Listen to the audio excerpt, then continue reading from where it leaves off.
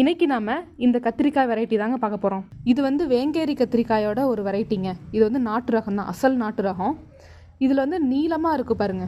இந்த மாதிரி வெரைட்டியில் வந்து 1.5 அடி நீளம் வரைக்கும் கூட காய்கள் வந்து இருக்குங்க. இந்த செடி நான் வச்சு 1 வருஷம் ஆச்சுங்க. இது வந்து தொடர்ந்து காய்கள் வந்து நிறைய கொடுத்துட்டே தான் இருக்குது.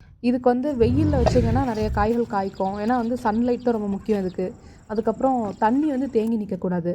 ஓரளவுக்கு மண்ணில் வந்து ஈரம் இருந்தாலே போதும், அவ்வளோதான். இதையும் வந்து நீங்கள் மாடி தோட்டத்தில் வைக்கலாம், நல்லாயிருக்கும். ஆக்சுவலி இதுக்கு நான் பெருசாக வந்து கவனிப்பு எதுவுமே கொடுக்கல. உங்களுக்கு காய்கள் வந்து இன்னும் நீளமாக வேணுங்கிற பட்சத்தில் தொழு உரம், அடுப்பு சாம்பல் அதெல்லாம் போட்டு வளர்த்திங்கன்னா இன்னும் நீளமாக காய்கள் எடுக்கலாம். இந்த கத்திரிக்காயில் வந்து பொட்டாசியம் சத்து வந்து அதிகமாக இருக்குங்க. மெயினாக வந்து இது வெயிட் லாஸுக்கு வந்து ரொம்ப யூஸ் ஆகுது. இதை சாப்பிட்டா உடல் எடை வந்து குறையுது. முடிஞ்ச அளவுக்கு வந்து இதை டீப் ஃப்ரை பண்ணி சாப்பிடாம நார்மலாக குழம்புக்குள்ளே போட்டு சாப்பிடும்போது அதனோட சத்து வந்து நம்மளுக்கு முழுசாக கிடைக்கும்.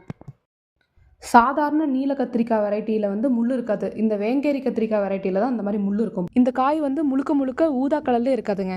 ஊதா, பச்சை, வெள்ளை 3 கலந்த மாதிரி தான் இருக்கும். பாருங்க, ஒரு 2 செடியில் வந்து எவ்வளோ கத்திரிக்காய் கிடச்சிருக்குன்னு பாருங்க. இந்த மாதிரி நான் நிறைய எடுத்துகிட்டே தான் இருக்கேன்.